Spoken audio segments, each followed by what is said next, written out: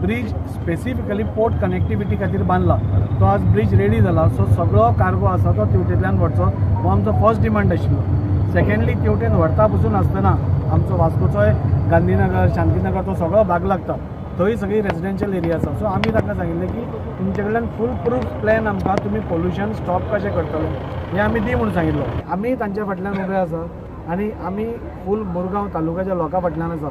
आमकां मुरगांव तालुक्याचे लोक चड इम्पॉर्टंट आनी त्या खातीर पोल्युशन न जावचें हाच्या खातीर सगळे स्टेप्स आमी घेतले। सो आमी तांकां एश्युरन्स दिल्ले आसा की हांव आनी वास्कोचो आमदार दोग जाण आमी आयज सीएमाक मेळटले। जी ऑथॉरिटी आसा MPD जावं बाकीचे कलेक्टर जावं आमचो SDM जावं तांकां सगळ्यांक घेवन तेंचे कडेन उलोवन आमी कितें तरी सोल्युशन काडपाक लागून ट्राय करतले म्हणून सांगलेलें आसा तांकां।